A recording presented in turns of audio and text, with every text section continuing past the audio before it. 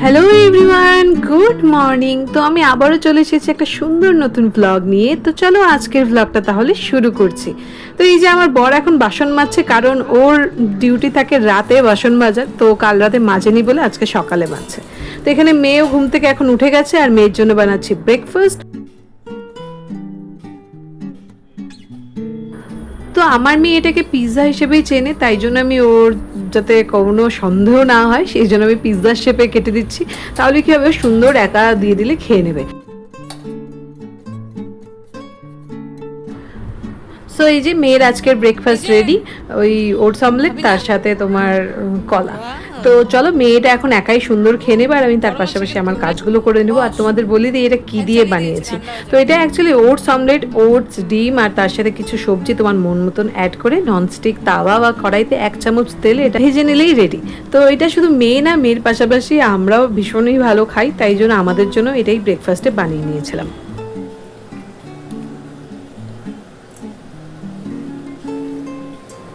তো আমার ব্রেকফাস্টের পাশাপাশি এখানে দুপুরের রান্নাও বসে যাচ্ছে। তো আজকে বানাবো বাটা মাছ পোস্ত দিয়ে। তো পোস্তটা তো আমি আগেই মিক্সিতে বেটে নিয়েছিলাম, এখন জাস্ট ওই মাছগুলো নুন হলুদ মাখিয়ে ভেজে নেব। তারপরে আর কি, পোস্ত বাটায় তেমন কোনো ঝামেলা নেই, জাস্ট কড়াতে দিয়ে দিলেই হয়ে যায়। তো চলো, এখানে মেয়ে তো সুন্দর খেয়ে নিয়েছে, দেখতেই পাচ্ছ। তো কলাগুলোও লাস্টে খাবে, কারণ যেহেতু বললাম ওর ওই পিৎজাটা ভীষণ পছন্দের, তাই জন্য ওটাকে শেষ করে তারপর কলাটা খাবে। তো এখানে আমাদের ব্রেকফাস্ট হচ্ছে, তার পাশাপাশি এখন আমি রান্নাটাও বসিয়ে দিচ্ছি। তো যেহেতু রান্নাটা নিজেকেই করতে হবে, তো যত তাড়াতাড়ি সম্ভব করে নিলে কি হবে, রান্নাঘর থেকে তোমার ছুটি। কারণ ওই সারাদিন একঘেয়ে রান্নাঘরে থাকতে কার ভালো লাগে। কারণ আমার সবসময় মনে হয় কি, কাজ যা আছে করে নিয়ে আমি বসে থেকে রেস্ট করি, আমার কাছে এটাই বেস্ট অপশান।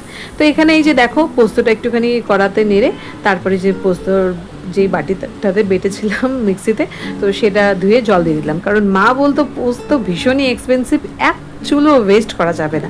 তো আমিও সেই মতো করে সেটাই শিখেছি, কোনোভাবেই আমি পোস্ত ওয়েস্ট করা যাবে না।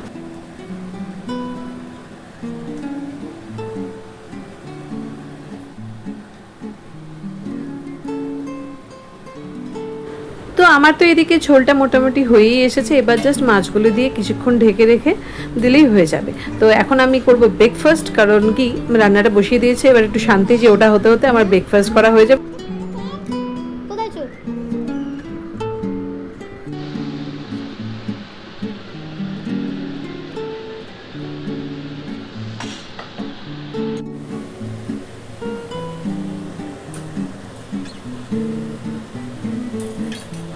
তো আমার তো এদিকে বাটা মাছটা হয়ে গেছে, এবার বসাবো মেয়ের রান্না। তো মেয়ের আজকে হচ্ছে ওই কাতলা মাছ সবজি দিয়ে ঝোল। তো মেয়ের রান্নাটা সবসময় আমি অল্প তেলে একদমই সিম্পলভাবেই করি, আর মশলা বলতে পারো আমি দিই না, জাস্ট 1 চিল জিরের গুঁড়ো কি দিই, আর তার সাথে 1 চিমটি আদা, বাস এটুকুনি। তো এখনও পর্যন্ত মেয়ে ওরমভাবে তেল মশলাযুক্ত খাওয়ার মানে আমি প্রতিদিনের বেসিসে ওকে কখনোই খাওয়াই না। বাইরে গেলে খায় বা কখনো আমাদের খাবারও খায়, বাট প্রতিদিনের বেসিসে আমি কখনোই ওকে ওরম তেল মশলা ওরম দিয়ে ঝাল দিয়ে রান্না করে খাওয়াই না। ঝাল তো মেয়ে খেতেই পারে না। তো এইদিকে দেখো, এই যে মেয়ের রান্নাটা হয়ে এসেছে, আর এই যে টেলটেলে ভাবটা দেখছো না, সেটা থাকবে না, কারণ ঝোলটা যখনই ফুটে আসবে না, মানে কি গাঢ়ই হয়ে যাবে। তো চলো, এখানে মেয়ের রান্নাটাও হয়ে গেছে, আর মেয়ের রান্নাটা এখন জাস্ট ওই সবজিটা সেদ্ধ হয়ে গেলেই হয়ে যাবে।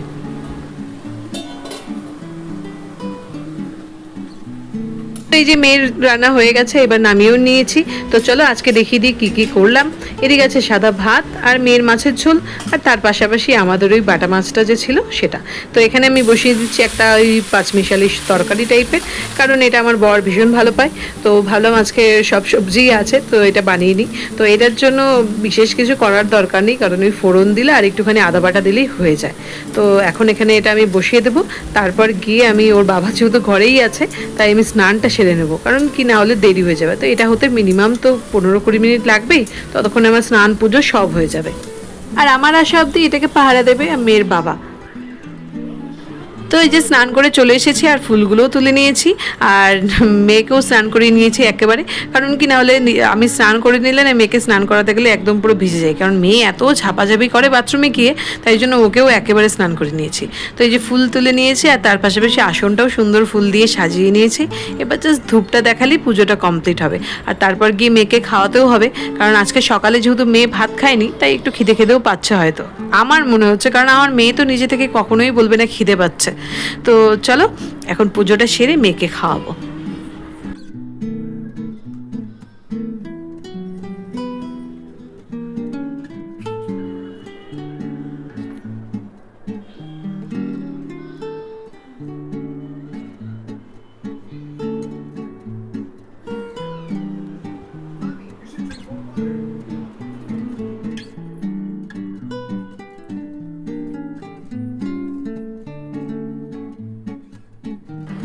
তো আমার তো পুজো কমপ্লিট আর এইদিকে দেখো আজকের এই আকাশটা কি সুন্দর লাগছে না দেখতে। তো শরতের আকাশ মানে একেবারে ফুরফুরে, তো এটা দেখে একেবারে পুজো পুজো ফিল চলেই আসছে।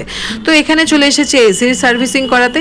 তো দেখতেই পাচ্ছ জাস্ট কি অবস্থা মানে ঘর বাড়ির। তো যা পরিষ্কার করেছিলাম আবার নোংরা হয়েছে, তো যদিও বা ওর বাবা স্নান করেনি তো ওই পরিষ্কার করে দেবে।